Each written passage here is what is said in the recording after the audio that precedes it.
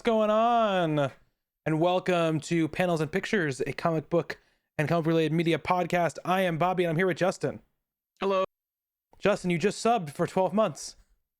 Crazy. Crazy. Time is a weird thing. Time is a weird thing. Yeah, it's weird because, you know, like I don't, because this is the 12th month subscribing, but the year isn't, the year that we turned affiliate wasn't until, it's not until like the first week of May, I believe. Because I looked when I got the email that was like, hey, welcome to the affiliate program or what have you. The fastest and at the same time longest year of my life. Absolutely. But yeah, we are recording this live on the internet, twitch.tv/misadventureland. Every Tuesday around 8:30 p.m. Eastern time, we do that. Got some people in the chat ready to listen to us talk about The Falcon and the Winter Soldier, Justin, which just wrapped up its season. It's I'm assuming only season. I'm considering what we know now is going to come next. So we'll talk about that. Mostly, you know, people haven't listened before. We're going to talk about general impressions of the show, and then we'll get to like a full spoiler section. As always, like if you don't want to know anything about the show at all, it's probably a good idea to not listen, because if you want to go totally fresh, because even in the non-spoiler section, we are going to talk about performances and moments that are early in the series and, you know, stuff like that. So I know some people are very, very protective of their experience with shows like this, which I totally understand. So that's just your warning right off the bat. I want to say a very happy birthday to Megs. Happy birthday, Megs. Longtime listener, good friend, and she's in the chat right now. Hope you are having a good day. Looks like you're having a nice chill day today. So that's nice to see. 22, what an age. What an age, 22. Man, I can't even remember what it was like to be 22. Me either. I mean, I know Megs isn't 22, but you can put up the age, so. Sky is here as well. Hello, Sky. Welcome in. And we don't usually talk about other streams during the podcast recording, but Sky did like a 7-hour stream today where she beat Resident Evil 4, and it got heated, I will say, near the end, where she was just screaming at the game, basically. More or less heated than the time I played Resident Evil on stream? No, definitely less heated than that. Because she didn't go into a furious silence. Oh, you rage quit it. I'm sorry. Oh shit! I just assumed you'd finished it. I had to go back to work. I'm sorry, Sky. Sky did not finish it, but she never went into like a furious silence, but it was really something. screwed me in that freaking game. Which one was that? That was 2. That was 2. The remake. Yeah. Mm-hmm. Yeah, that was 2. You ended up with a bad spot with ammo and healing items. Also, you playing 2, you totally broke me of my desire to go back and play Leon's campaign. So that was nice of you. Glad I could help. Just a little side note on that one. So yeah, we're gonna talk about Falcon and Winter Soldier today. So we're gonna break in. We're gonna start talking about general impressions, but just quickly, people don't know Falcon and Winter Soldier. You know, follows Sam Wilson, played by Anthony Mackie, and Bucky Barnes, played by Sebastian Stan. In the kind of fallout of Endgame, with Steve Rogers having given up the shield to Sam at the end of Endgame. This falls in the wake of those events, and deals with both Sam trying to come to grips with whether or not he wants to be Captain America, and Bucky trying to sort of finally move on and get back into the world in a real way, because it'd be his first chance to do so. All the while, you know, not everyone's so happy that all these people came back after the blip, and there's an organization called the Flag Smashers, which is trying to stop sort of the world going back to the way it used to be before the blip occurred. So that's basically the story of you know, Falcon and Winter Soldier. Oh, also we have a new Captain America who takes the helm, who is kind of an imposter. So lots of stuff to talk about. And we're gonna get into it, but into details. But I want to ask Justin, what sort of were your expectations coming into it, and did the show meet those expectations? Did it go over them? Did it underwhelm you? How did you feel about the show sort of as a piece. I think if you had told me that this is what the outcome and feeling I would have after the show was over 6 months ago, when this show was supposed to be the first Marvel property, I would have thought that all my expectations were met. It's kind of exactly what I would have expected. WandaVision going first and just being so different and excellent kind of left me with a feeling of a slight letdown that it wasn't as good as WandaVision was. But for a show that was dealing with these characters and these type of themes, I thought it did about. I thought it was okay. I thought it did pretty well. I thought it could have been better. It could have been much worse. So I was happy with the overall product at the end. I think that, you know, talking about it in context with WandaVision, I think in many ways, you know, Marvel, I think, both helped themselves and hurt is the wrong word, but maybe kind of stayed the excitement for the show a little bit by being forced to have WandaVision go first. Because you can totally see why this would have been the first like foray they would decide to make into television, right? Because it is much more down the middle MCU type of story and structure and all those other things. Whereas, you know, WandaVision sort of eschewed that structure for most of the show until probably the end, right, where it went more into like a kind of standard Marvel thing to go first. Yeah, Falcon Winter Soldier was supposed to be first, Greg, and it got delayed because of COVID reasons. And so we had WandaVision go first. I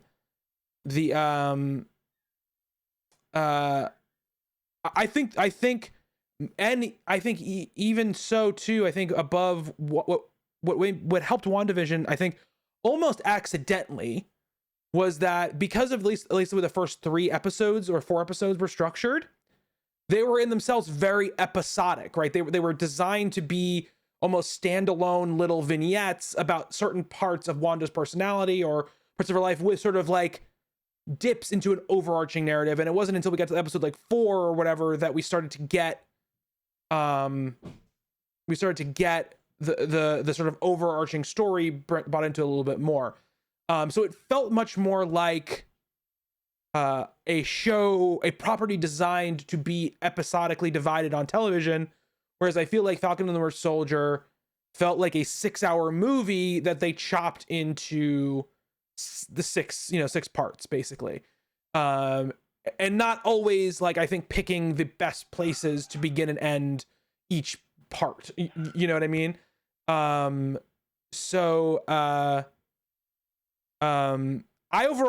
think the very beginning of the season, truthfully, I think the first episode of this season is excellent. Episodes 2 and 3 are fine, but not great. 4 and 5, I think, are fantastic. And I thought 6 was very good, just not as good as the episodes previous before. So overall, there's more good than bad. And I think it's very good. I think there's very good performances. And when the show is doing the things that aren't straight down the middle Marvel things, I think it's at its best and it's most interesting. I think when it kind of lays back into the sort of structure and tropes of normal Marvel movies, such as like the way they handle villains and stuff like that, I think that's when it feels its weakest, because that stuff is fine a lot of the time when you're dealing with a 2-hour movie, but when you have a 6-hour thing, you need to get more into the nitty gritty about the people that are surrounding our main players, right? And I think the show sometimes fails in those times, especially with the character of Carly. I feel like it didn't know how to handle the character. She's like the main, like the head of the Flag Smashers. If you haven't watched the show, I feel like it failed in that. But I think overall, really, I think it was still a very good. And I think especially some of that stuff in the last half of the season is really excellent. So, I'm excited for what the future is going to bring, not necessarily on TV, but in the movies. But it's really tough to talk too much about it without getting to spoilers. But I want to ask you about a couple performance things before we move on. and get really into it. How'd you feel about the two leads? How'd you feel about Anthony Mackie, and how'd you feel about Sebastian Stan? They were both great. Like, we've been with these characters for, Sebastian Stan, just about a decade. I was remarking to Angela that it was just like, when that Captain America movie came out, it was just about a decade ago, and he's still playing Bucky. Obviously, he had more to do in this TV show than he did in any of the movies for the most part. And I thought Anthony Mackie was, he was very good with what he, with what he had, and they were both fine leads. We all have a crush on Sebastian Stan, Sky. Just very handsome. It's a very handsome man. When he puts his arm back on, there you go. I mean, I think what's funny is like, WandaVision, even though, Wanda and Vision have been around since Age of Ultron, they had significantly less time focused on them on screen than the two leads in this show, right? Anthony Mackie and Sebastian Stan, and even more Sebastian Stan than Anthony Mackie in a lot of ways, has had a lot of focus, right, in the movies in which he has been a part of. He's a major part of all three Captain America movies.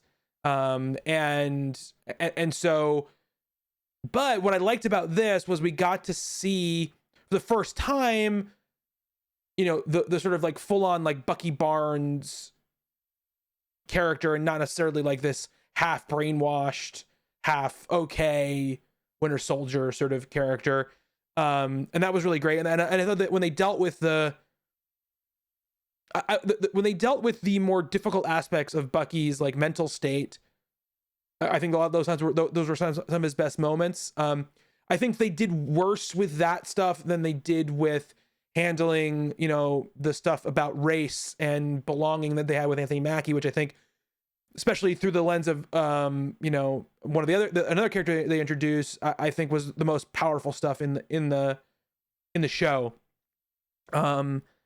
I think, we've got several sort of like supporting players going on here. I mentioned Carly, and there is absolutely nothing wrong with the performance that the actress who plays Carly is giving, whose name I cannot remember right now, even though I had it written down. I thought she was very good, but I feel like at a certain point they just didn't know how to keep the interesting story that they had going with her going, and they had to sort of like undercut and make her more of a traditional villain. You know what I mean? Erin Kellyman. Erin Kellyman. Yeah, there we go.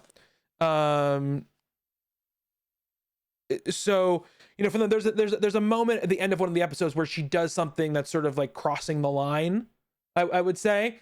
And that was the moment where they're like, okay, I guess now she's just gonna, we have to make it okay for her to lose at the end. You know what I mean? And they slowly started taking, that came out of nowhere. It came out of nowhere. So that I feel like they did poorly by. On the flip side, I thought bringing back Daniel Bruhl as Helmut Zemo was great. I know we'll talk about one of the episodes. I know Justin, you had a problem with one of the episodes that he was in, especially, but some of that stuff, especially in like episodes 4 and 5 with him and him kind of going over his, philosophy and his sort of motivation, really cemented him in my mind, as I feel like it's about him after Civil War as well, as being one of the more interesting and well thought out and well constructed villains in the Marvel universe. But in this story, he's not really the villain, right? He's not the bad guy of this story. So he is more like frenemy than he is enemy in this show. And so we don't really get to classify him as like the villain of the piece. And the same kind of goes for John Walker, who is the new Captain America, played by Wyatt Russell, who's Kurt Russell's son. I think also gave a very good performance, and there are great moments which we're going to get into in a couple of minutes because they get into heavy spoilers. And I think especially the beginning is good at evoking that feeling of like you're not Steve Rogers. You know, you get that feeling. But again, like he's not the villain of the piece, right? So you sort of have these more well thought out, well dimensioned characters who are consistent in their philosophy and workings through most of the show, but don't get to be your main antagonist because you have to have this other threat. And for most of the show, Carly's character is more layered and more interesting, and then they kind of take it to a different place. Did any of those performances or those characters really work for you, Justin, or not work for you? I mean, I don't think that it's not that they didn't work, and it's hard. Like again, it's hard to talk about this stuff without getting into spoiler territory.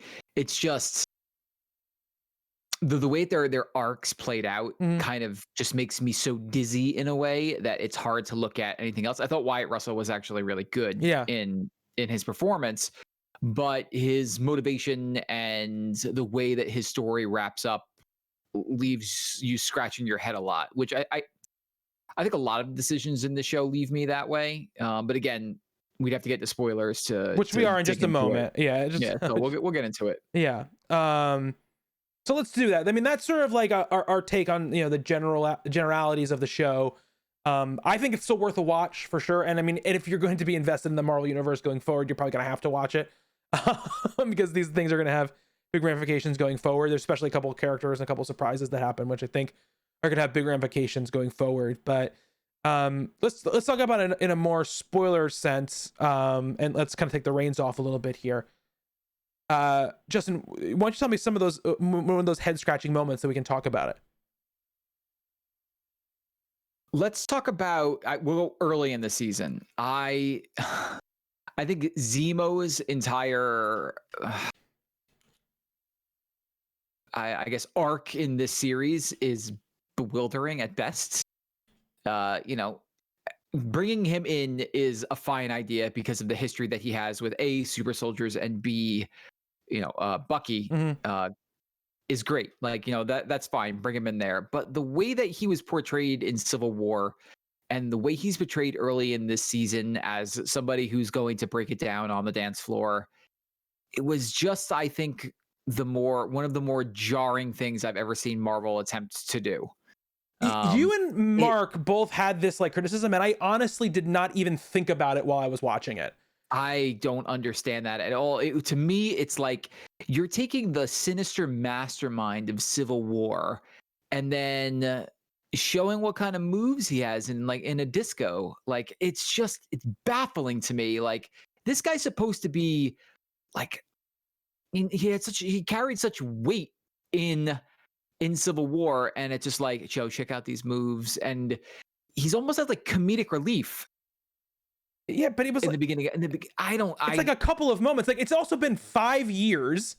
He's been sitting in jail, and he is like, this is why I don't mind it. And this is not me even rationally. This is like he's a person, right?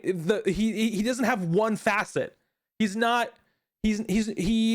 not just I'm on a revenge mission like 100% of the time. You know what I mean? And like Craig was saying, I think it shows that people are more fluid and complicated than just that. If he was just like, I am very serious man who's going to destroy you the whole time, that would have been that would have been uninteresting to me. Like, it's just, you got to allow room for these characters to have more to who they are, than just, for me, the narrow sort of, version of him that we saw in Civil War, which I think he's great in Civil War. But they did that already, so they've got to do something different. He can't be the same character. He can't be exactly the same motivation and temperament that he was in Civil War. I think you could do that without having him having an extended dance scene and then the playing dance scene in the movie. Up. The dance scene in the show was like a half a second long. People just became obsessed with it. I think literally he does this move, and that's it, and it's over. I don't know that entire I happen to feel that the show itself was incredibly uneven. The first 2 episodes to me felt like a buddy, a buddy cop comedy, and then it got very serious, and then the ends tried to play it kind of straight and like wrap everything up in a nice bow. Like it didn't feel tonally like it was the same vision throughout the show. So maybe that's like my issue with it. It's just I didn't really care very much for the first 2 episodes. I thought they were fine, and it got better as the season went along, but like tonally I didn't like what they were doing in those first couple episodes. I mean, again, and this is just, it just felt to me like what every Marvel movie does. Even Civil War has like jokey jokes, Yes. and then gets like super serious at the end. Maybe because it felt like a hour long of jokey jokes, and then Right, which it's the way they break it up. The third episode, comes in, and it's just like, oh no, we're getting into serious stuff now. Yeah. Well, actually, the third episode is the jokey joke episode. Okay. Well, yeah. The first one was fine. Then it was 2 jokey episodes. Then it was 2 strong episodes, and then the finish. Well, the second episode does the thing with when we meet Isaiah in the second episode. Part of it anyway. And I just want to like. So that was one of the things. Let's talk. We'll go bounce back and forth about the stuff kind of liked and didn't like. Speaking of Isaiah, I think the Isaiah stuff is probably the best part of the show. The best part of the show. And what I love about it is I love in any of these kind of universes that we sort of spend time talking about or spend time engrossing ourselves in, when they do things that make the universe feel bigger, right? And by saying this guy Isaiah, they experimented on a bunch of people, he survived, he was basically a super soldier, he did this thing, he got imprisoned, so there's this whole world you don't even know about, right? And it was just like when they show at the beginning of the first Ant-Man movie, when you see Hank like younger, like in Shield, I like when they start to like kind of flesh things out, make it feel bigger, make it feel like there is a world that exists outside of the 2 hours of movie you see, when you watch it. And I really liked that. And I really liked how they drew the kind of the parallel of like Isaiah basically did the same thing that Steve did in the first Captain America movie, which is he went, I don't care if you say that this is not the mission. I'm going to go and save these people because it's the right thing to do. Cap comes back, Steve Rogers comes back and gets applauded and gets, becomes like a hero, and Isaiah gets thrown in jail, and they did stuff like that throughout the entire series, which I really enjoyed.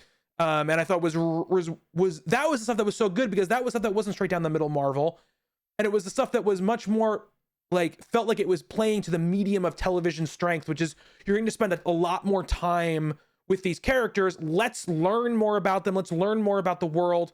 Let's get into some thematic stuff that we usually don't have time to get into in a 2-hour long, action movie, basically. And I thought the way they wrapped up that storyline too was great. I thought, every time we went back to Isaiah, I think it was really strong, and I think it wrapped up in a really satisfying and kind of heartwarming way at the end. I think that's like I said, the best part of the show. Cody says, I think the cut pandemic storyline probably messed up some things with the story. They could have used 2 more episodes. And I had heard that there was a plot cut out of the show, which, if that's true, that makes a lot more sense to some aspects of the story.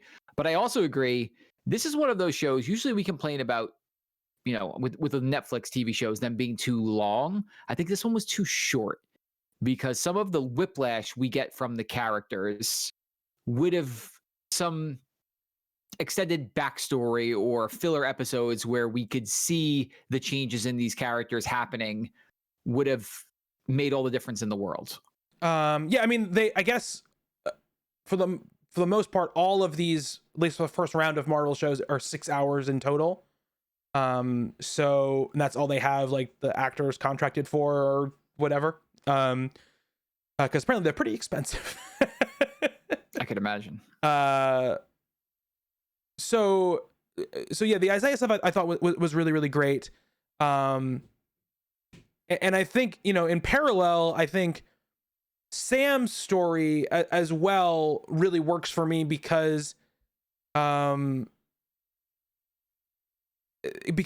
feel like they do a good job of showing his reluctance, showing why he has his reluctance, and in the end, showing why he decides to overcome that reluctance and, you know, pick up the shield and that dope ass costume that Bucky has made for him, or the Wakandans, and get to it. And I like that. I like that stuff too. I know you did not like dig all the stuff with Sam, especially at the end.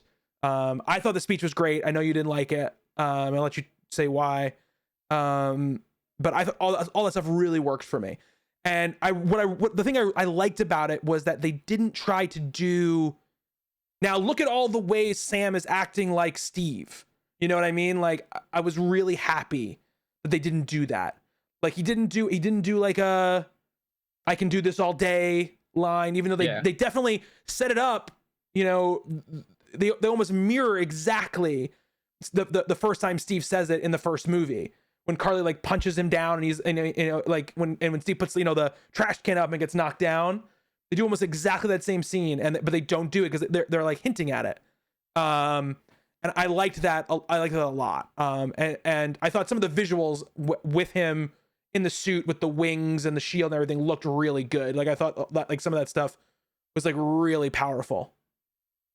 So I liked that stuff quite a bit. And Anthony Mackie is just a very, you know, charismatic, powerful presence, I think, like on screen. So all that stuff really worked for me. And now we know he's doing Captain America 4. They're doing a Captain America 4 and he's going to be Captain America, obviously, in it. Which is also fascinating, right? Because it's the first time in the movies we're getting to see like a legacy character take over a mantle. You know what I mean? It happens in the comics all the time, but in the movies, it's like the first time we're getting to see it, which I think is pretty cool. Justin, do you want to speak about your feelings, even though the chat is rebelling against you? I'm reading chat about I may as well talk about Sam's speech. And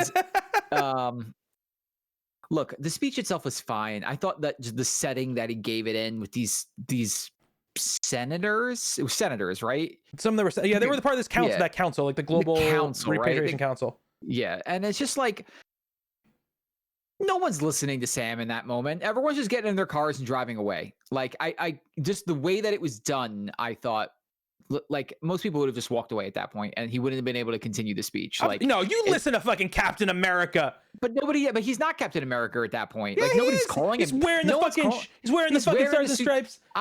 To me, it's just, there's like in a realistic way that in a realistic way. There's no way those senators are listening to anything that he has to say, and they're just getting in, they're driving away. Like that interview should have been like, if that speech was given in an interview, like with cameras in front of him where he's speaking into a microphone, I could have bought it more. But the fact that these senators are just standing there being like, oh yeah, I'm really going to listen to what you're saying now. Totally. Yep. No way. Sorry. That's just the movie magic rubbing it over your eyes. I mean, yeah, dude, but it's also a dude in fucking, like, you know, vibranium wings who got a shield from a man who time traveled. Like, you know, like it's supposed to be, you know, big drama. You know, of course. And he's Captain America because he should be Captain America. You know? I'm not saying I know as that. A fan, but I'm just thinking the way that it comes off is like, just because Sam went up there and was just like, hey, you guys shouldn't do this. They're like, you're right. Like, I found that to just be like, in a show where we're talking about a man flying with wings and super soldiers, I found that to be the most unbelievable part, is Sam was like, you guys shouldn't do this. Yeah. And they're like, you know what? You're totally right. And Greg has a point. He says, disagree. He's an Avenger. He literally saved the world. I still don't, I don't think, like, but if it was Steve Rogers giving that speech, would you have bought it then? I doubt it, because I still think I still would have just said like, one man's speech isn't going to change everything. Well, no, of course it's not. And I think you're going to see sort of like, he's going to see that, like, you know, obviously in the movies to come, like how these people react to him. I'm not like, but like the fact that they wouldn't walk away from him, like. But this is the point. This is also will prove my point. And just like the way that this show decided, like, we're gonna wrap everything up with a bow and it's gonna be totally fine. Let's talk about Walker for a second. John Walker starts this as the most smug asshole in the world, and you're like, actually, he's not a bad guy. Like, he's being put in a tough situation. You grow to be like, yeah, he shouldn't have the shield though, but he's not a bad guy, but he shouldn't have the shield. He kills a man, and then like he fights Bucky and Sam to the death where he's going to kill them. And in this episode, with no explanation whatsoever, he's like, well, I'm going to do the right thing and save all these people, and then I'm going to give Sam a little pat on the back and walk away. Like, the show doesn't like it. Its payoffs, like I feel like there's no build up to them. There's no, what's the word I'm looking for here? There's nothing leading up to that payoff. It's like, we decided Walker's not a bad guy again. Okay, when did that happen? Well, I mean, I'll say like they didn't really have like a choice in the moment. You know what I mean? Like they're in the middle of a fight.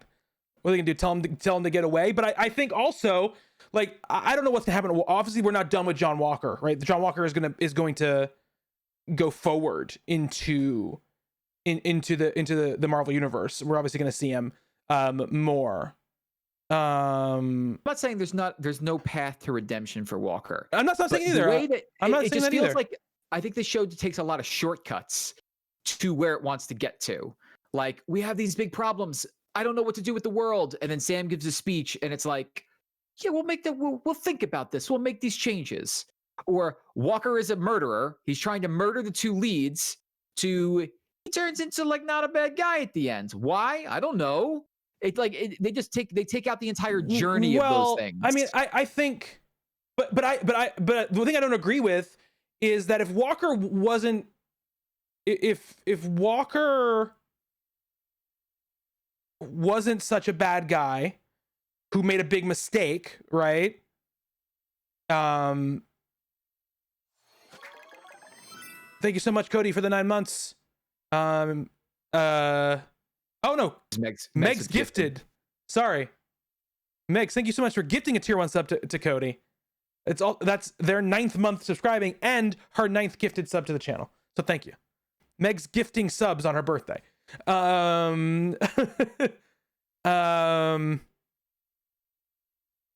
This goes back to me saying like the people contain multitude stuff, is that if you are going to accept that John Walker is not like a terrible guy, that he obviously has issues, right? He's a great soldier, maybe not like, definitely not the right person to take the super soldier serum and have the Captain America shield, right? But he's not a villain, right? He's not Thanos, and he's not even like he's not Stain or whatever. He doesn't have ambitions to destroy the world, right? That's not where his ambition comes from. He kills this flag smasher, which, just talking about consequences, I know Meg's talking about consequences. In the eyes of the people who were going to punish him, they didn't like what he did because he did it on camera in front of everybody, but they don't care. In their mind, he killed a terrorist, so they don't care about that part of it. So he's not going to go to jail for doing it. He gets discharged. And I think like that point of that moment where Walker decides, instead of chasing like his personal vendetta and glory to save the people, is to show you that is supposed to show you, and I'm not saying the show achieves it 100%, show you that Walker is not a villain. Sometimes he does make the right choice. Sometimes he makes the wrong choice 100%. You know what I mean? But we've seen people who get the super soldier serum do way worse, and I think that, and again, I don't think we've seen the last of John Walker doing the wrong thing in the Marvel universe. You know what I mean? But I think that's supposed to be the point of those moments, and I think like the other part of it is he realizes that Sam deserves what he has. I think that's the point of that last moment, and I'm not saying it's not quick. I am not a fan of like the we're buddy, I'm your buddy now vibe. I won't say that they give that vibe back to John Walker, but John Walker definitely gives that vibe off, where he's like, we're just three super soldiers, or whatever. We're just three people who love America and wanted to beat the bad guys,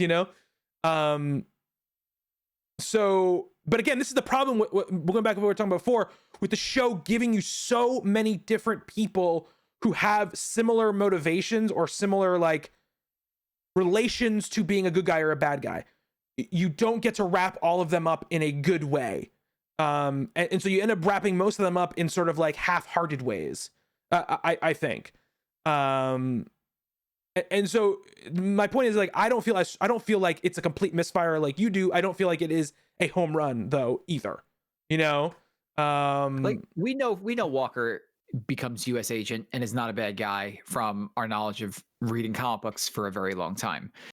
But if I was somebody who had no idea who this character was, and I come in and I see him start as a great soldier and then see what happens when he gets the super soldier serum and then kill somebody, try and kill the leads, go off the deep wall, build his own shield, and then come in and see him save the day at the end and like, give that pat on the back. Like, it would be just jarring to me. Like, we have the information that we knew the whole time. Like, Walker's not a bad guy, but I think somebody who didn't know that would be like, what is going on? Where did this come from? Yeah, I mean, I have not read a lot of John Walker in the comics. I will say that right now. Like, I know of him, and I know his history. Mostly the bad stuff, to be quite honest with you. For me in the show, I'm just going off of the performance that I'm seeing given by the actor. And I mean, it is a character you're designed not to like. Make no mistake about it. From moment one where he shows up with the shield and his like sort of like ill-fitting looking costume, you're not supposed to like him. You're supposed to dislike him. You know what I mean? And it's supposed to show you the point of, it's supposed to reinforce that fact of, the reason Steve was chosen was not because he was a 2-time Medal of Honor winning combat veteran who could fight better than anybody. You know what I mean? Like, that was not the point of the point of Captain America. And when the government was given the chance to choose who Captain America was going to be, without the guidance of someone like Erskine, they chose the guy that absolutely Erskine never would have chosen, right? And then when he gets a super soldier serum, it's made even worse because it sort of enhances his trauma and his insecurities and makes him more unhinged. And his like obsession with wanting to be important, because I think that's really the thing. And it sort of merges with that great speech that Zemo gives about anybody who wants to be a superhero is a supremacist, that whole speech that he gives. Walker just wants to be important. He wants to be special. That's what he wants to be. And obviously he's had trauma in his life, and he wants the ability to make sure that never happens again, right? So it's not driven from a terrible like feeling, a terrible motivation, but because he's like almost obsessed with it, it becomes dangerous and deadly. And I think I don't think you're ever supposed to be like, oh, I like John Walker. I don't think that's ever supposed to be your vibe. But I do think, like, for me anyway, I found places to be conflicted about having absolute feelings about him of one way or the other. Fair enough. And that's what I liked about the character and the performance, from Wyatt Russell. He does have empathetic moments, Greg, absolutely he does. I mean, you can tell in the moment when he's having that little conversation with, God, what's the guy who gets killed? Malcolm? What's his name? I'm thinking. Battlestar. Yes. Battlestar. Battlestar is his like tag. That conversation they're having like in that cafe where they're talking about the super soldier serum or whatever. Like, I think in that moment he's definitely an empathetic character, and he's being real about Lamar. It's Lamar. Lamar is his name. Those moments, I think he is empathetic in those moments, because he's trying to, you're seeing more of who he is as a person. But I think like I think both him and I like the way that they sort of use Zemo to also bring Wakanda back into the story. We had that, both of us had that moment in episode 3 where we were like, I didn't see that coming, but I absolutely should have seen it coming. Like, it makes 100% sense that they would show up. And that stuff in episode 4, that's a great fight with all of them, with the Dora Milaje and John and Lamar and Bucky and Sam. You're doing great, John. Yeah, looking strong, John. But that's my favorite moment in the whole series. Is Bucky saying "looking strong, John" while he's fighting him. There's somebody we haven't talked about yet that we really need to talk about. Who do we need to talk about? Sharon Carter. Sharon Carter. I was waiting on Sharon Carter. Because I was going to talk about, like, we're talking about Carly earlier. I just want to go through Carly. Carly's one of the other major players here. And through the first, 3 episodes, she's maybe the most interesting character in the show because she has a motivation that makes sense. Life was good. People who were shit on for all these years finally had a chance to, have some equity in the world, almost like, Thanos was right, hashtag Thanos was right, take away half the population, oh, look at that, the world started thriving, right? And all she wants is not to be, for the people who finally were able to sort of grab a foothold, to to be thrown out and thrown back into the gutter because other people came back. There had to be a better way than throwing them into camps and then giving them the scraps off the table, because these people came back. Because it's not the people who were left behind's fault that the people got snapped away and then came back. And then she blows up that building at the end of episode 3. Nowhere. And she's just like, well, this is the only language they understand. And it was like they realized writing it, she's too sympathetic. We have to let it be that when they're fighting against them at the end of the show, that we want to root for Sam and Bucky and not be conflicted whether Sam and Bucky win, Which would have been 1,000 times more interesting. Yes, absolutely, it would have been more interesting, I think. But again, they already had so many conflicted half villains that I feel like they were just like, we need somebody to just be the villain of this, which is a problem. That's a problem. I mean, the odd point is they could have just done that and rewritten the first 2 episodes and just had her killing people from the start. But you're looking at her, and for the first 2 episodes, I was like, yeah, she is pretty, she's fighting for a just cause. Mm-hmm. And then they have her just start murdering people. Yeah. And then at the very end of the show, mm-hmm. her end game is I just need to kill these people on this committee as fast as possible. My entire thing is kill these people. Yeah. Mm-hmm. And it's like, what? Yeah. That was your big plan? Yeah. Yeah. I mean, they're very important people. Yes, they are very important people, but her at the very end, instead of just trying to get away and live to fight another day or something like that, she's like, let me just literally throw these people in this armor truck over the edge of a cliff. Mm-hmm. Yeah. I mean, just the most mustache twirling comic book, mm-hmm. whatever trope I've ever seen. Mm-hmm. Ridiculous. So that stuff all, that's where the show has a lot of its problems. I think one of the Sharon stuff, to me, the main sort of sin of it is it does sort of like an Iron Man 2 sort of thing, where it's more of a setup for something later than it is about what's happening in this show right now. You know what I mean?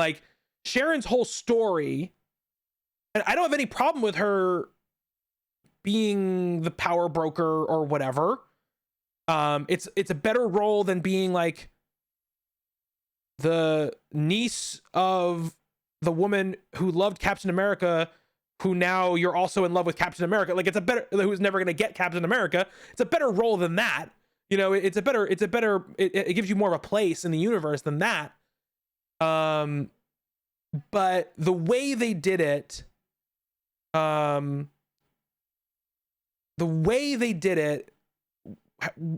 didn't work super well because Sharon doesn't get that much time in the series. And then it's sort of like, and she's this character without like, there's inferred explanation because of the story she tells Sam in like the 3rd episode or whatever it is. But we don't spend any time with Sharon like by herself. So I think in that way it becomes like, that's when the issues get kind of raised for me. Again, it's just bad guy out of nowhere. Like, no lead up, no build up. It's just like, oh yeah, this character is now a bad guy. Accept it. She just killed 2 people in cold blood at the end of the show. And we're just supposed to go along with it. I mean, yeah. I mean, the thing is, like, you can have secret heel turns all over the place. Like, that doesn't bother me. You know, like, it's not that part of it that bothers me. You know, we haven't seen Sharon since Civil War. She's been alone for 5 years in this foreign country, on the run, you know, forgotten by everyone. It's not like Cap and Sam were like, hey, Sharon, why don't you come with us in our little, like, secret Avengers strike team, you know, or whatever that we're in. You know, they left her to float in the wind. So, yeah, why wouldn't she be fucking pissed, you know?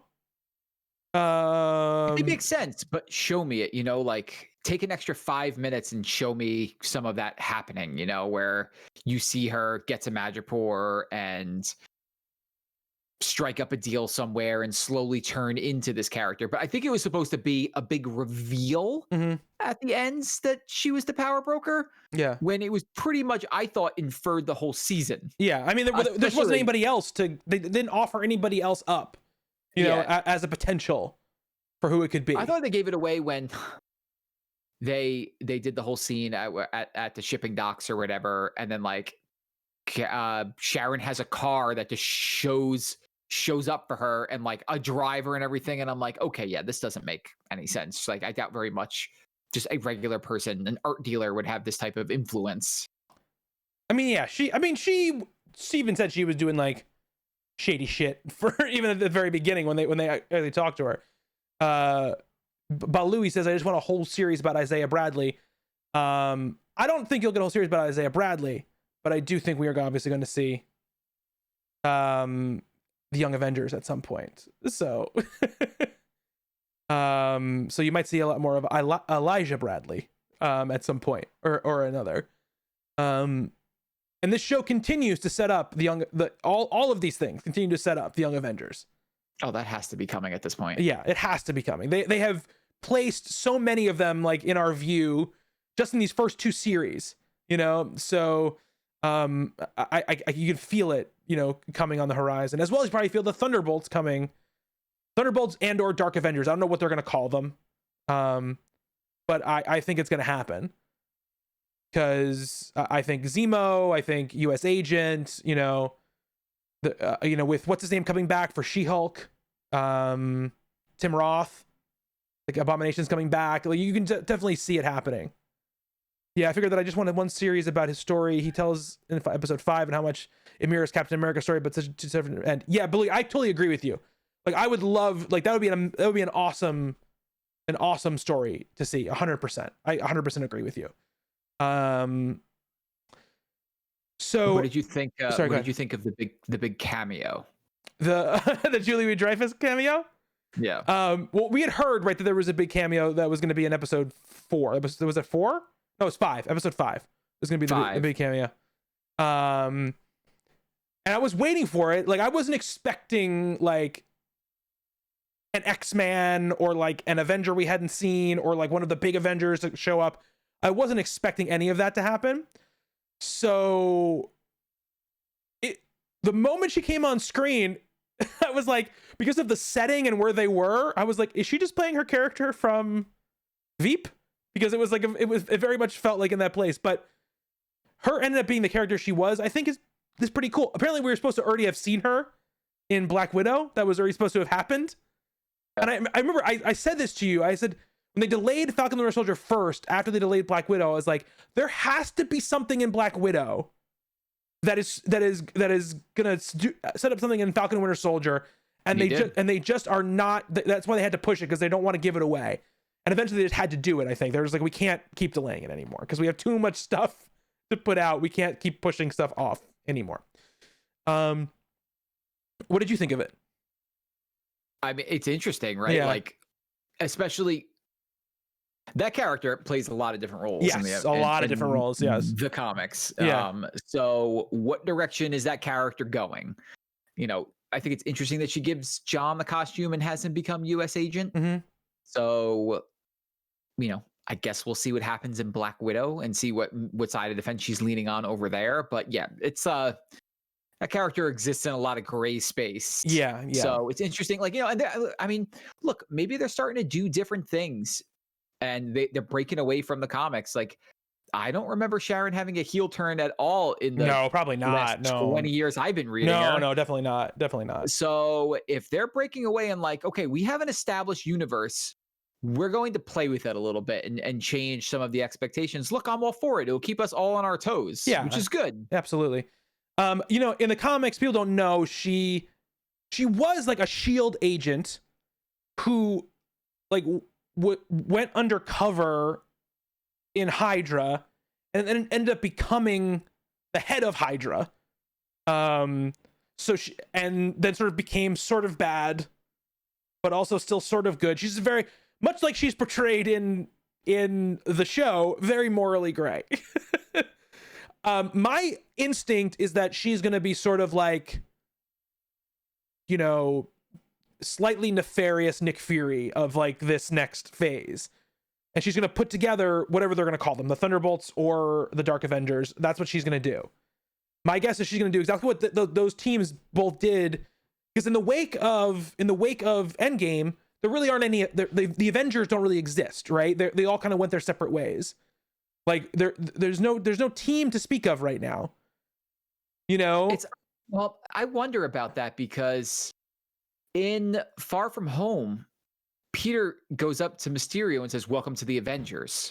Yeah, but it's Peter.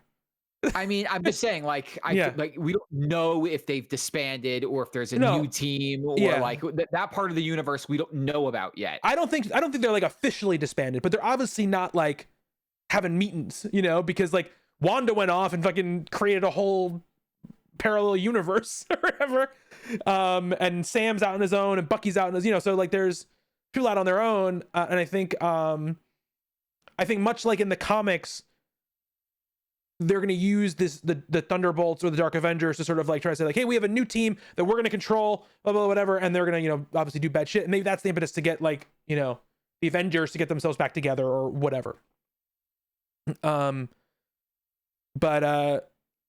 yeah, I think like the show did some interesting things setting up. I think it was Greg said earlier, the new status quo of the MCU, because obviously that's not WandaVision's sort of like aim. It's you know, and so this is, like I said, much more, and it's also like filling one of the core characters, right, of the MCU.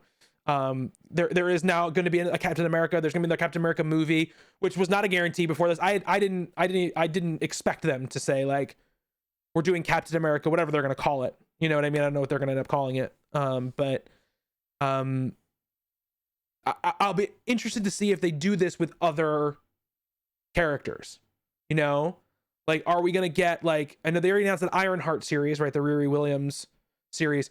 Is she going to get her own, if that show is successful, get her own movie, you know? So I'm fascinated to see it. Obviously we got Ms. Marvel coming off of Captain Marvel, you know, so we've got that aspect of the universe sort of starting to play out. We talked about the Young Avengers already. That's like my favorite part of comic book stuff is like the legacy stuff, like the sort of like how the heroes sort of echo down through other people. It's one of the more interesting things to me. I said echo and my Alexa turned on. Um, so,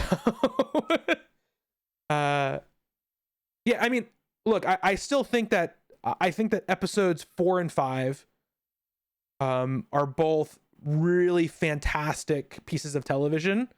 4 is great because it has like all those great fights. It has that, the great conversation between Sam and Carly. It has that, that fucking crazy ending with John killing the flag smasher.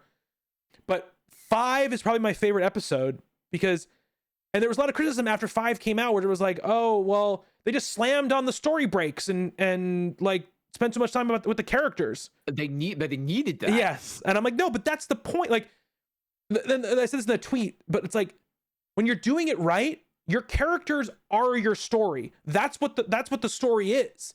Are these characters and their motivations and their inner lives and their and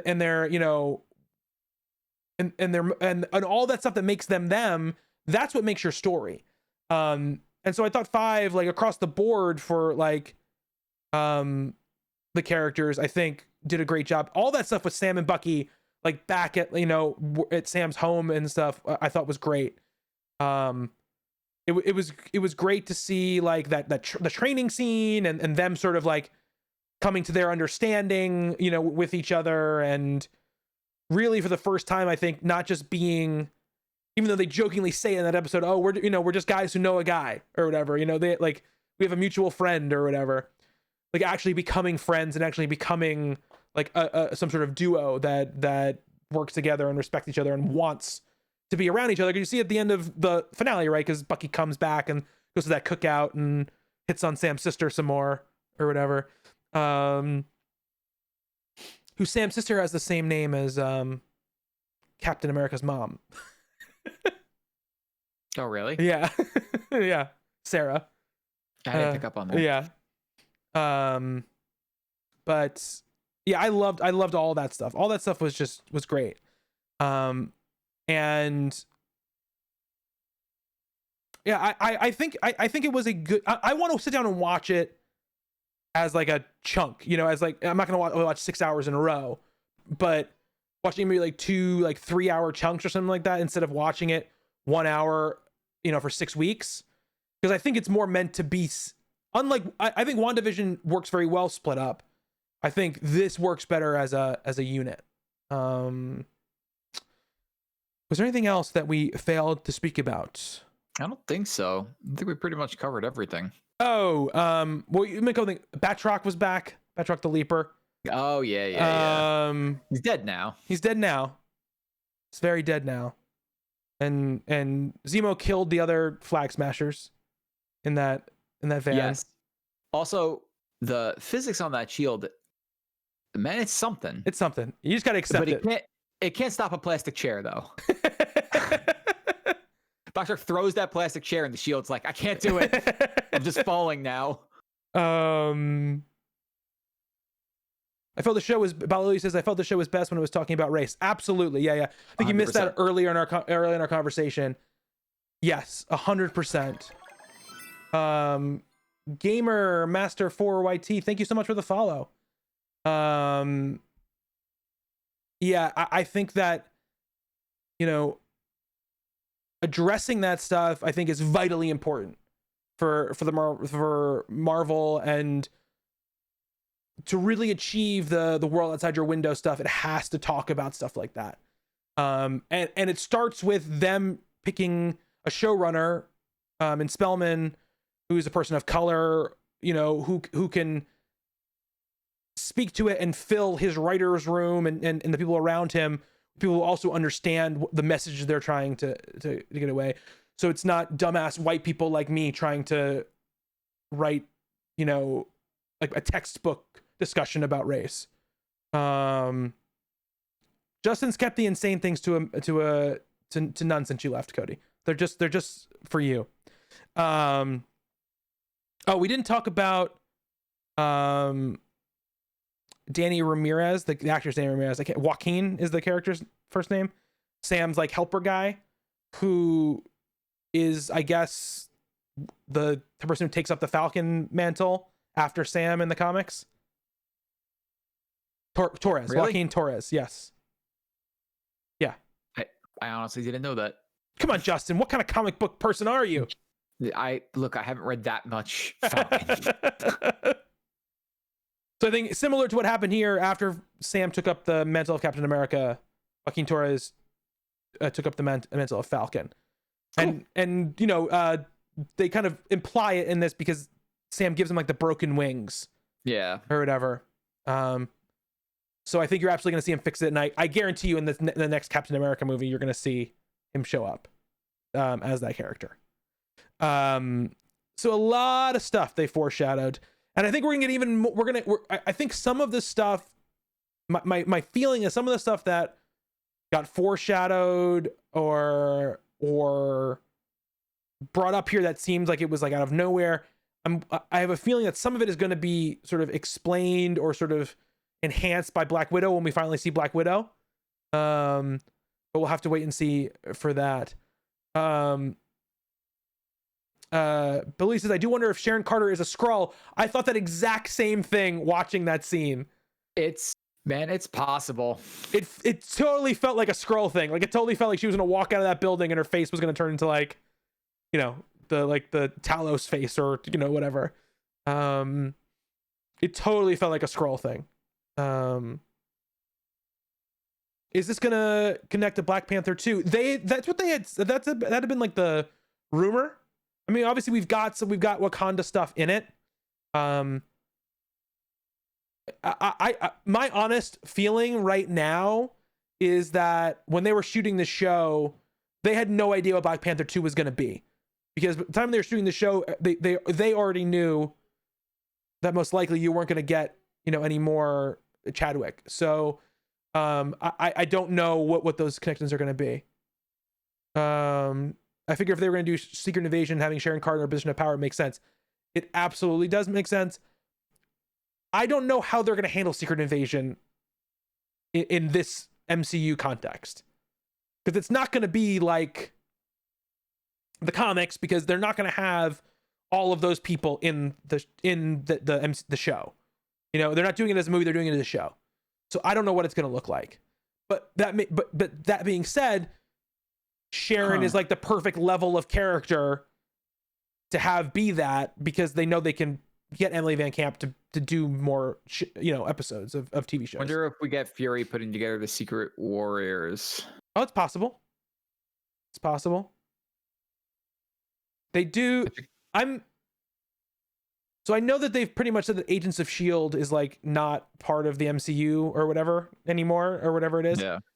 They did the Secret Warriors in Agents of S.H.I.E.L.D. Yeah, I thought so. And they did it really well. They did like, Daisy Johnson and Yo-Yo Rodriguez and like those characters. So yeah, I mean, we're just theorizing that possibly Sharon Carter could be a Skrull gamer. You hear us talking in the chat. Everybody's listening to this in podcast form. Like I said, 8:30 p.m. Eastern on Tuesdays. We record these things live over at Misadventureland on Twitch. But yeah, I mean, I'm really excited for Black Widow. That last trailer was real good. It was extremely good. I just want to watch this movie. I know. I wanted to be there. I need. When Black Widow, I feel like when we watch Black Widow, we'll be on the other side. If it just like mentally, I feel like we'll be on the other side of whatever the last year and a half has been. Absolutely. It'll be like, okay, we finally made it. Yeah. And maybe the world will start getting back to normal now. And then it's just a non-stop Marvel deluge until the new year. Give it to me. We just saw our teaser for Shang-Chi as well. That's right. Which I thought looked really, really good. It does. We haven't had like a full-on martial arts, MCU movie. And when he does that split kick on the train, it was pretty cool. It was pretty cool. And there's all that fantasy stuff in it. I don't even know what that stuff is. There's something that look like Rey on The Last Dragon in there as well. We'll see what happens. Oh yeah. Kim's Convenience is great. And also his best friend is Aquafina. I guess that comedian Aquafina or whatever. She's the one who's driving the bus. Who was like, "We've been a great team" or whatever at the end. Yeah. So we'll see what that is gonna be. We're gonna see the real Mandarin, all that kind of stuff. So Yeah, it's exciting. We've got 4 movies this year: Black Widow, Shang-Chi, The Eternals, and Spider-Man. And we've got Loki, What If, Ms. Marvel, and Hawkeye, supposedly all this year. Something has to get pushed as well. It just feels like that's a lot. Look, I'm not complaining. That's just a lot of stuff. Yeah, it is a lot of stuff. And guess what? We're Ms. Marvel and Hawkeye. Young Avengers, baby. Young Avengers, baby. One of the key Young Avengers as well in Kate Bishop. So yeah, it's gonna be a full year of Marvel stuff. But that is gonna do it, I think, for our show this week. If you want to get in touch with us, I'm at Bobby Shortle on Twitter. Justin _says_hey. And like I said, twitch.tv/MrAdventureland if you're looking to watch the show live, 8:30 p.m. Eastern time. Every Tuesday we record a podcast. I'm saying it right now, Justin. Next Tuesday we are doing the Star Wars podcast. Tuesday we're doing the Star Wars podcast next Remind Tuesday. me to text Mark after we finish this show. Okay we'll do. I got you. Thank you very much. Thank you to everybody who's been watching and listening. Really appreciate the support in chat. We will be back next week with some Star Wars. But until then, thank you, Justin. Thank you, Bobby. And thank you to everybody who's been watching and listening. Until next time, be good to one another. Later.